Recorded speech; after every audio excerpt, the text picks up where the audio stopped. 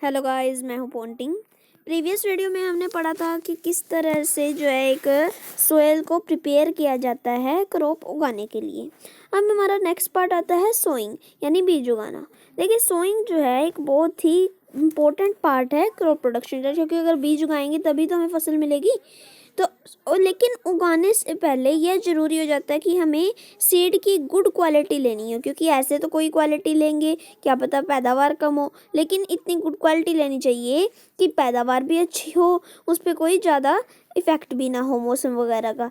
ठीक है, तो जो गुड क्वालिटी के सीड्स होते हैं वो are clean and healthy seed of good variety, यानी कि एक गुड वेराइटी के साफ और हेल्दी सीड्स होते हैं।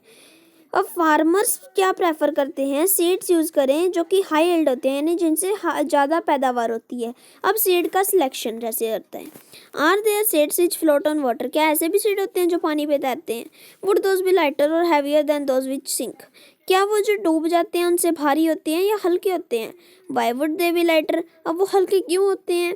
Damage seeds become hollow and are thus lighter, अब जो डैमेज सीड होते हैं ना वो हल्के हो जाते हैं और तैरने लग जाते हैं, therefore they float on water. ठीक है, लेकिन जो भारी सीड होते हैं, अब जो डूब जाएंगे सीड, वो क्या होते हैं? गुड क्वालिटी सीड होते हैं। ये बहुत ही अच्छा मेथड होता है कि आप गुड और हेल्दी सीड्स को डिफरेंट कर लें डैमेज से।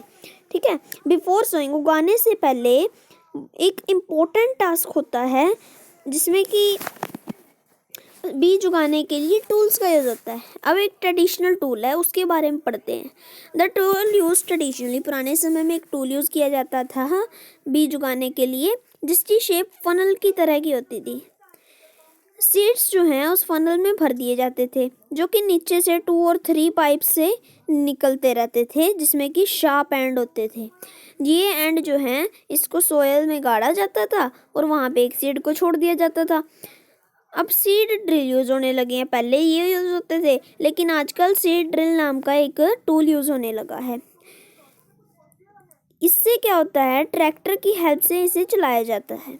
ये टूल जो है सीड्स को यूनिफॉर्मली, यानी कि यूनिफॉर्मली क्या होता है, मतलब कि एक प्रॉपर वे में प्रॉपर डिस्टेंस पे डालता है और प्रॉपर ही डेप्थ पे डालता है। इससे क्या होता है, सोयल जो है सोइंग के बाद कवर कर दी जाती है, जो कि डैमेज होता है बर्ड्स के द्वारा, बर्ड्स नहीं तो सीड्स उठा लेते हैं ना, उससे बच जाते हैं seeds. Sowing by using a seed drill have save time and labour, अब अगर हम इससे बीज उगाएंगे तो हमारा टाइम और लेबर बचेंगे, क्योंकि ट्रैक्टर से उगाया जाएगा तो जल्दी से उग जाएगा। ठीक है, an appropriate distance between the seed is important to avoid overcrowding of plants.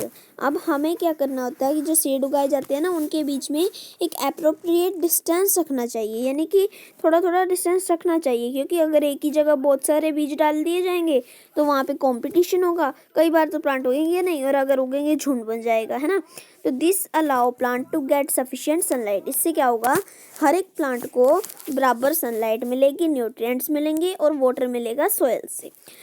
कई बार क्या होता है, few plants have to be remove to prevent overcrowding, कई बार जो है बहुत सारे प्लांट्स को निकालना पड़ता है ताकि जो ओवर क्राउडिंग है, यानी कि अगर ज़्यादा झुंड हो जाता है उसको बचाने के लिए।